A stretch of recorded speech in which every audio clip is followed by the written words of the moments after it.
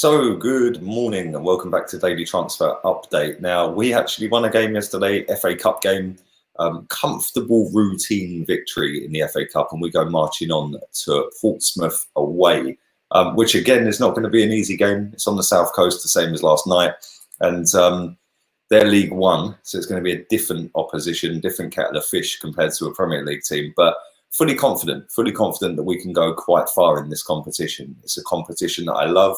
I've always loved, and a competition we've done very well in over the years. But the main talking point from last night was Shkodran Mustafi getting stretchered off in the game. And it's kind of worrying because I felt a bit sorry for him because I think he's played all right majority of the games he's played in this season.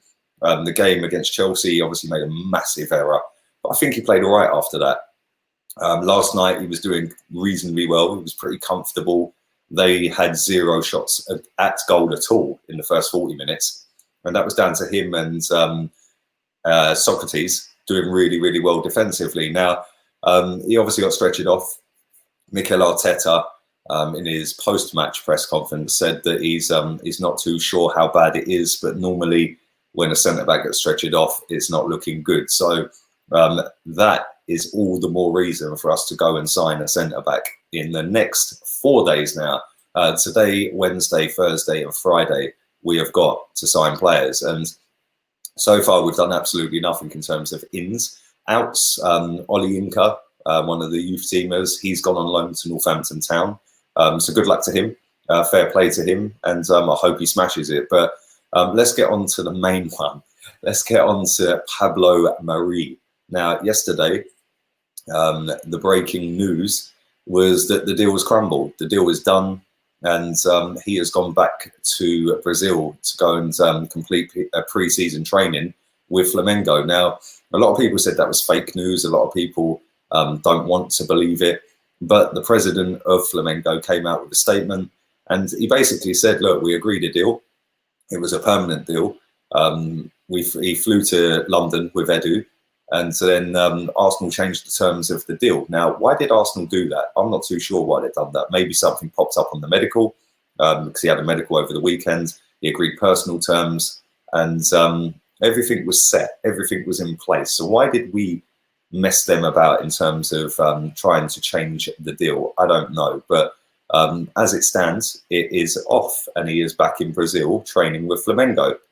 That doesn't say that, that's not to say, sorry, that it's not going to happen. There is still time for him to get on a flight back from Brazil, back to England and get the deal done, because it was all there or thereabouts done and ready to go. But there's something not quite right with that. Now, will it happen? I don't know. Do I care if it happens? Well, obviously, I do want us to sign a centre-back. Do I care if it's him? Not really. I don't know a great deal about him. I've seen a lot of people in meltdown about it. I've seen a lot of people going off their head about the ball, the owner, etc., etc. But the fact and reality is 5 days ago, we didn't have a clue who this geezer was. So why the massive meltdown?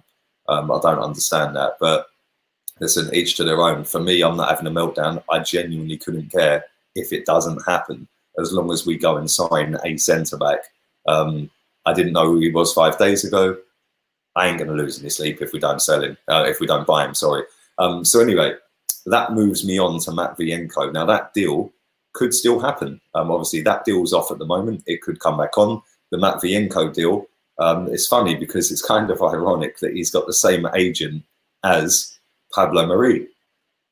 So maybe, just maybe, we can do a deal with Shakhtar and get Matvienko, who, again, not going to cost a great deal of money on a loan deal. Obviously, it costs a lot more money in the summer, but on a loan, it ain't going to be that expensive. And he's got the experience of playing in Champions League. He's got the experience of playing first team football week in, week out for Shakhtar, who by all accounts are a very good team. And yeah, I think that for me, I'd be over the moon if we signed him, more so than if we signed Marie. But I was kind of happy about the Marie deal, but it's gone a bit wonky. We should have known this is Arsenal Football Club. But Matvienko, that could still be a thing that we look at. Last night, Nathan Ake, again, I've been banging the drum about Nathan Ake for about, I don't know, a year and a half. He looked fantastic. Absolutely solid last night. I know he was only up against Eddie Nketiah, but Eddie Nketiah scored. So you could say, well, look, he didn't do his job properly, but it's a 4-man defence at Bournemouth, and the amount of last-ditch tackles he made last night, he won every header nearly. The one time he weren't so switched on, Eddie goes and scores. So fair play to Eddie. I was chuffed for him last night, but Nathan Ake, 40 million quid, I'd do that deal in a heartbeat. Let's move on to Aubameyang. Now, after the game, Mikel Arteta in the press conference after the game last night was asked about Aubameyang. A journalist put a question to him and said, what would you say to people or teams out there that want to come in for Aubameyang in this window? He said, well, obviously I want him to stay. We love him. We know he knows what I think of him, etc., etc. The usual stuff. He's not going to say, oh, yeah, by the way, I'm going to let him go. I want him gone, is he?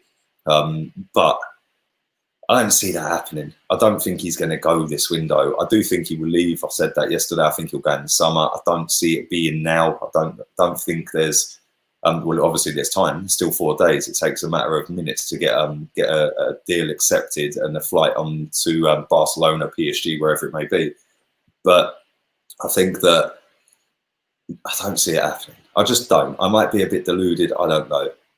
But Arteta spoke a lot in the post-match press conference about we're going to be active. We're going to try and sign players that we want to sign in terms of in line with our budget.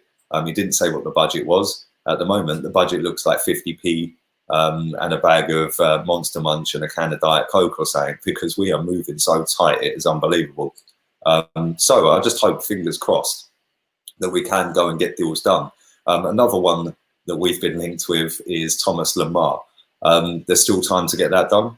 I'm very up for getting that done. And he is linked with Everton as well, as we know. But I would do that deal. I genuinely would. For 30-odd million pounds, go and get him done. Signed, sealed, delivered. Get him in on that left-hand side. Put Aubameyang up front. And then when our left-backs come back, you could rotate him and Saka. You could rotate Pepe, Saka and him and Nelson. You could switch sides with them, etc., etc. And we'd have 4 wingers that are pretty decent. You could put Martinelli there, of course. But I think that I'd rather see Martinelli up front. The guy's ruthless in the penalty box. But definitely Thomas Lemar, I'll do that deal. And there's still time to get that done. Another one that we are linked to, and we seem to be linked to this guy quite often, and that is James Rodriguez. Now, anybody who's watched my channel for the whole entirety, which is 13 months since I set this up, will know that this guy is not on my list of top players. I actually don't rate him one bit. Us and Everton are linked to him, and I'd say go to Everton, mate, because I don't want him. So overhyped. For me, he got his big money move off of the back of a great World Cup. He did really well for Colombia in the World Cup. We'll remember the big grasshopper landing on his shoulder.